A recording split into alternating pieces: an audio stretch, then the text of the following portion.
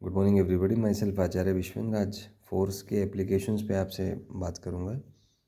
तो इसका जो नेक्स्ट एप्लीकेशन है वो है finding the work done. So we know कि work done is F dot S for a constant force. एक तो ये एप्लीकेशन है। सेकंड इज इसको एफ एस कोस थीटा आप लिख सकते हैं। एफ फोर्स वेक्टर है, एस डिस्प्लेसमेंट है, थीटा दोनों के बीच का एंगल है। नेक्स्ट अगर आपको एरिया दिया हुआ है तो work done is integration of F D S which is equal to -A1 + A2 - A3 + A4।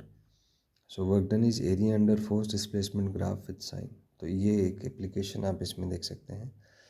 तो अगर किसी क्वेश्चन में आपको फोर्स और डिस्प्लेसमेंट के बीच में ग्राफ दिया है तो उसके एरिया को अगर आप साइन के साथ ऐड करें, और साइन से मेरा मतलब फोर्स पॉजिटिव है तो उस एरिया को पॉजिटिव लें, फोर्स नेगेटिव है तो एरिया को नेगेटिव लें, तो वहाँ से आप वर्क डन को कैलकुलेट कर सकते हैं।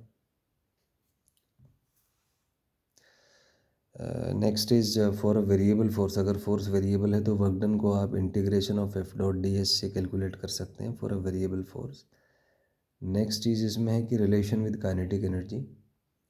तो वर्क डन को आप चेंज इन काइनेटिक एनर्जी से भी रिलेट कर सकते हैं, as work done is integration F D S first हो गया, which is also equal to change in kinetic energy which is also equal to K final minus K initial. तो ये सारे रिलेशंस इसमें आ जाएंगे।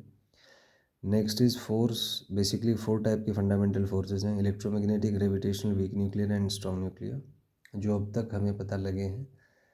हालांकि एक स्पेकुलेशन था, एक थ्योरी आई थी कि एक 5th टाइप का भी फोर्स है जो ग्रेविटेशन होने के बावजूद इट्स रिपल्सिव। लेकिन अभी तक जो एक स्टैंडर्ड मान्यता है उसमें 4 फंडामेंटल फोर्सेज ही माने गए हैं। 5th वाला जो है वो एक रिसर्च पेपर ज़रूर पब्लिश हुआ था जिसमें एक 5th टाइप के ग्रेविटेशन फोर्सेस के बारे में बात की गई थी, बट इट्स स्टिल स्पेकुलेटिव। एक चीज़ और है इसमें कि जो भी forces, most of the forces which we encounter in daily life, they are electromagnetic. वो सारे के सारे इलेक्ट्रोमैग्नेटिक होते हैं, चाहे स्प्रिंग फोर्स हो, normal reaction, tension, friction, even cells के बीच में जो फोर्सेस एग्जर्ट होते हैं लाइफ के लिए, वो भी सारे के सारे इलेक्ट्रोमैग्नेटिक होते हैं। So in general we can say that in general life और even at the atomic scales electromagnetic forces dominates. तो एटॉमिक स्केल से मतलब है 10⁻⁻10 से 10⁻⁻15 के बीच में यदि डिस्टेंसेज हैं पार्टिकल्स के बीच में, तो उनके बीच के जो फोर्सेस हैं वो उसमें इलेक्ट्रोमैग्नेटिक फोर्सेस ही डोमिनेट करेंगे। वो चाहे स्प्रिंग फोर्सेस हों, आपके फ्रिक्शन हो, एयर फ्रिक्शन हो, रेजिस्टेंस हो, विस्कोसिटी हो, सरफेस टेंशन हो, टेंशन हो, सारे के सारे इलेक्ट्रोमैग्नेटिक होते हैं। इवन अगर एटॉमिक स्केल पे बात करें तो सेल्स के बीच के जो फोर्सेस हैं वो फोर्सेस भी आपके इलेक्ट्रोमैग्नेटिक होते हैं। So we can say that in general life or the microscopic scale, even at the atomic scales, electromagnetic forces dominates. लेकिन अगर हम न्यूक्लियर स्केल पे बात करें, न्यूक्लियर स्केल से मतलब है inside the nucleus which corresponds to the distance less than 10⁻⁻15 metre और 1 फर्मी और द 1 फेम्टोमीटर।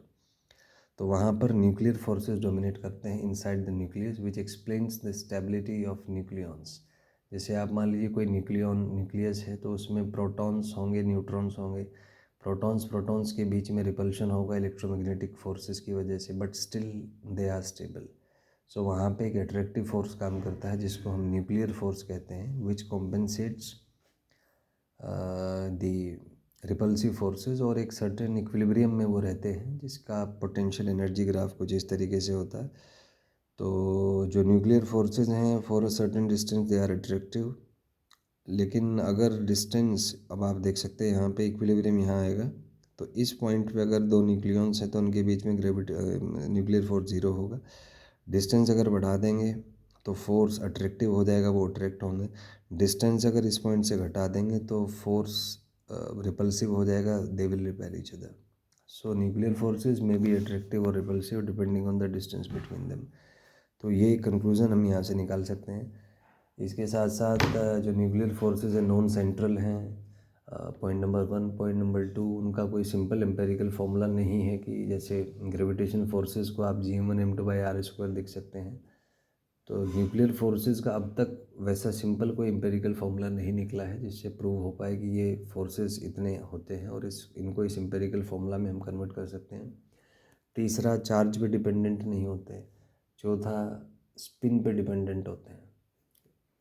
जो स्पिन है न्यूक्लियॉन्स की, वो स्पिन किस तरह से है, वो सेम डायरेक्शन में स्पिन कर रहा है कि अपोजिट डायरेक्शन में स्पिन कर रहा है, उसके अकॉर्डिंग फोर्सेस जो हैं वो चेंज हो जाते हैं। हाँ जी।